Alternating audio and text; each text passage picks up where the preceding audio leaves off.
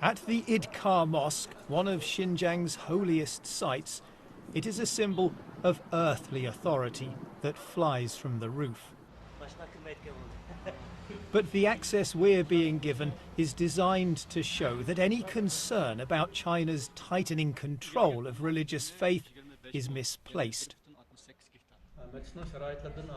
With the government-approved imam denying, for example, that long beards are now banned in Xinjiang.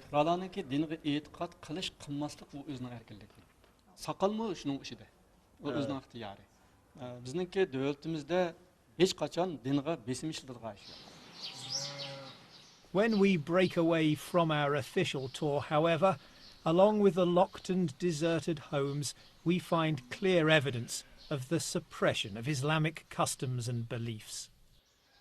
So here it is in black and white, a notice telling people living in this village that certain religious practices are banned. At this point here at number 10 says that the wearing of long beards for young men is not to be allowed. Close by, we find one of Xinjiang's many re-education camps into which hundreds of thousands of Uyghurs, Kazakhs and other Muslim minorities have disappeared. And there's this. Right across the region, mosques are being destroyed. Over the past 2 years in cities, towns and villages, dozens of religious sites once clearly visible on satellite images have been turned into patches of bare earth.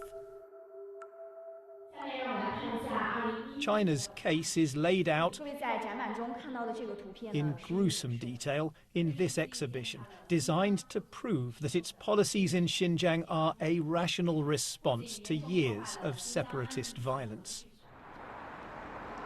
But access becomes far harder when we try to independently film the effects of those policies in the city of Keria.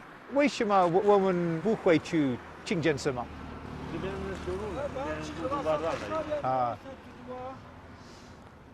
So I asked if we can get to the mosque. He says that the road is closed. We think it's only just been closed moments before our arrival. We've seen a number of other people on motorbikes, scooters, some cars as well, stopping and asking why they can't get through.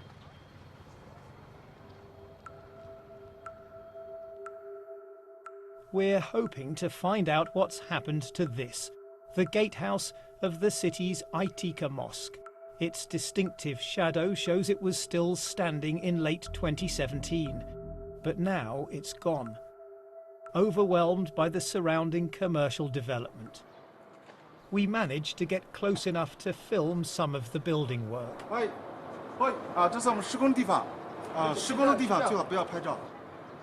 Marooned in the middle, the mosque's prayer hall with its domed towers is still intact. But there's construction machinery on the spot where the gatehouse once stood. Nearby, traditional Uyghur neighbourhoods are being demolished too. The old homes are visible in this image from 2 years ago. Whole swathes have disappeared just a few months later. This patch of land encapsulates perfectly the two driving forces of modern China: political stability and economic development. There's no doubting that these neighbourhoods were poor, but by demolishing them, by repressing the faith of those who lived in them, and by forcing hundreds of thousands of them into re-education, the concern is that a whole history and culture are being wiped out. In 2015, we filmed the crowds, young and old, turning up to pray at the Idkar Mosque. Beards were easy to spot. 4 years on, the faces are clean shaven. And this is the scene just before prayer time. Inside, a few elderly men gather in silence. Isn't the truth that what we've just seen is proof that China has suffocated Islam in this region? ilgari haqiqatan ko'pdi. Nima uchun ko'pdi desa, u vaqtida manda ish o'rinlarini ta'minlaydigan ish yo'q. Lekin xalqlarning turmushi namorat.